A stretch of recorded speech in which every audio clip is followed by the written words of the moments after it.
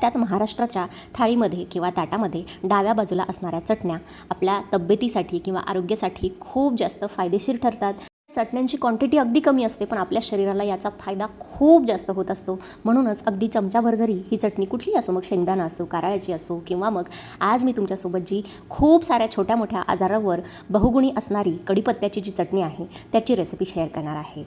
असं पाहायला गेलं तर बऱ्याच पदार्थांमध्ये आपण कढीपत्त्याची फोडणी करतच असतो, कढीपत्ता घालत असतो, पण आपण जो पदार्थ हातात येतो त्यातून हळूच अलगद असं कढीपत्त्याची पानं बाहेर काढत असतो. तर तसं होऊ नये म्हणून आपल्या आहारामध्ये कढीपत्त्याचा समावेश असावा, म्हणून आजची ही स्पेशल कढीपत्त्याच्या पानांची खमंग आणि चविष्ट अशी चटणीची रेसिपी बघूया. चला मग सुरुवात करूया. तर सगळ्यात अगोदर एका ताटामध्ये मी भरपूर असा कढीपत्ता स्वच्छ निवडून घेतलेला आहे, धुवून घेतलेला आहे. पानं आता कोरडी झालेली आहेत, बघू शकता अशा पद्धतीने. आणि कढीपत्त्याच्या पानांवरती बऱ्याचदा कीड लागलेली असते किंवा मग काही पानं काळी झालेली असतात, मावा पडलेला असतो, तर तशी पानं तुम्हाला इथे घ्यायची नाही आहे. त्यामुळे आपली कढीपत्त्याची जी चटणी आहे ती जास्त दिवस टिकणार नाही.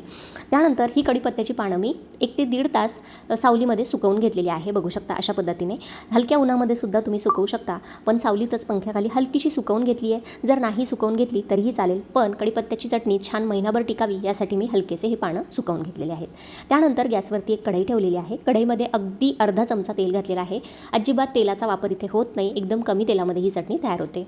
त्यामध्ये मी 2 चमचे घातलेली आहे अख्खी चणा डाळ, तर जी आपण पुरण तयार करण्यासाठी चणा डाळ वापरतो ती घातलेली आहे 2 चमचे.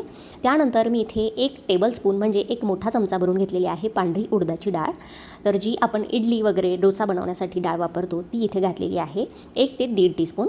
तर डाळीचं प्रमाण तुम्ही कमी जास्त करू शकता, यामुळे आपल्या चटणीला मस्त एक टेक्स्चर येतं, छान खमंग चविष्ट अशीच ही चटणी तयार होते.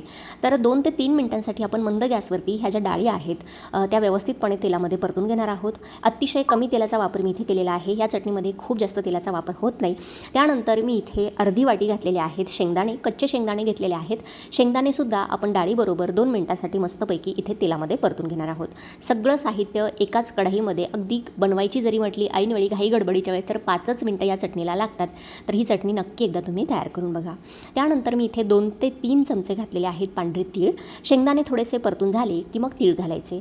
परतण्यासाठी किंवा भाजण्यासाठी जास्त वेळ लागत नाही. त्यासोबतच आपण इथे 3 ते 4 लाल सुक्या मिरच्यासुद्धा घातलेल्या आहेत आणि 15 ते 20 लसणाच्या पाकळ्यासुद्धा घातलेल्या आहेत. आता गॅसची फ्लेम एकदम मंद करायची आहे आणि छान अगदी 2 ते 3 मिनिटांपर्यंत आपल्याला हे सगळं साहित्य अशा पद्धतीने परतून घ्यायचं आहे.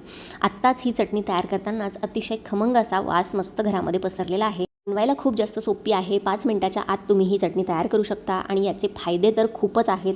कढीपत्ता आपल्या सगळ्यांनाच माहिती आहे आपल्या शरीरासाठी आरोग्यासाठी किती जास्त महत्त्वाचा ठरतो. जसं की केसांचं आरोग्य आहे, त्वचेसंबंधी खूप जास्त तक्रारी ज्या लोकांना असतात त्यांनी या चटणीचा समावेश आहारामध्ये जरूर करावा. नंतर आपण हे भाजलेलं साहित्य एका प्लेटमध्ये काढून घेतलेलं आहे आणि त्यानंतर एकदम 2 ते 3 थेंब मी तेल कढईमध्ये घालून जे आपण सुकवून घेतलेले पानं आहेत ते घातलेले आहेत.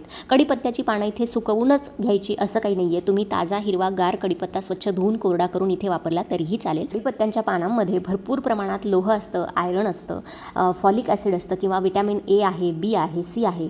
त्यासोबतच त्याच्यामध्ये भरपूर प्रमाणात कॅल्शियमसुद्धा असतं. त्यासाठी हाडांच्या किंवा सांध्यांच्या दुखण्यावर सुद्धा कढीपत्ता खूप जास्त रामबाण उपाय ठरतो. त्यासोबतच ज्या ब्रेस्ट फिडिंग मदर्स आहेत म्हणजे स्तनदा माता आहे त्यामध्ये दूध वाढीसाठी सुद्धा ही कढीपत्त्याची चटणी खूप जास्त फायदेशीर ठरते.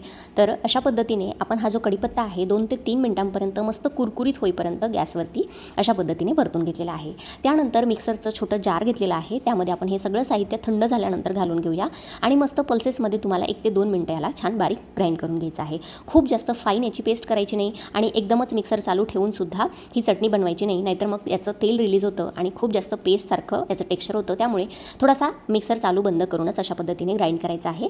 त्यानंतर पहिली बॅच ग्राइंड करून झाली की आपण याच्यामध्ये कढीपत्त्याची पानं घालणार आहोत. त्यासोबतच मी इथे अर्धा टीस्पून मीठ घातलेलं आहे आणि जर तुमच्याकडे लाल सुक्या मिरच्या नसेल म्हणजे आपण लाल सुक्या मिरच्या या चटणीमध्ये वापरलेल्या आहेत तर त्या नसतील तर तुम्ही ते अर्धा चमचा किंवा 1 चमचा लाल तिखट घालून किंवा जी लाल मिरची पावडर असते ती यावेळेस मिक्सरला वाटताना 1 ते 1.5 चमचा घालून ही चटणी तयार करू शकता. कढीपत्त्याची पानं घालून मी व्यवस्थितपणे छान याला थोडंसं ग्रॅन्युल्स असं टेक्स्चर ठेवलेलं आहे, खूप जास्त बारीक पावडर केलेली नाही आहे. तर आपली इथे ही कढीपत्त्याची चटणी तयार झालेली आहे. केसामध्ये डॅन्ड्रफ असेल, हेअरफॉल असेल म्हणजे केस गळती असेल किंवा मग अकाली केस पांढरं होणं असेल, केसांचं टेक्स्चर खूप जास्त कोरडं होणं असेल, त्यावर सुद्धा ही कढीपत्त्याची चटणी खूप जास्त फायदेशीर आहे.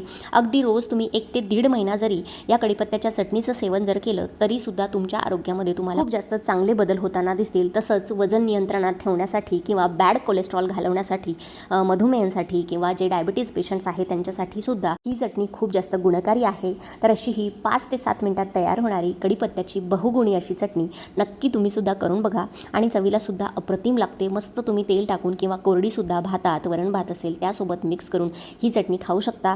अतिशय खमंग आणि चविष्ट तयार होते. अशा पद्धतीने काचेच्या कोरड्या बरणीमध्ये तुम्ही 15 ते 20 दिवसांसाठी किंवा अगदी महिन्याभरासाठी सुद्धा फ्रीजच्या बाहेर स्टोअर करू शकता. अजिबात खराब होत नाही.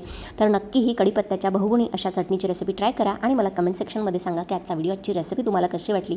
व्हिडिओ जर मनापासून आवडला असेल तर व्हिडिओला जास्तीत जास्त लाईक करा, शेअर करा आणि असेच नवनवीन व्हिडिओज आपल्या चॅनलवरती बघण्यासाठी चॅनलला सबस्क्राईब करायला विसरू नका. चला तर मंडळी, भेटूया अशाच एखाद्या नवीन व्हिडिओसोबत किंवा एखाद्या हटके रेसिपीसोबत. तोपर्यंत धन्यवाद. Thanks for watching. Take care. Bye bye.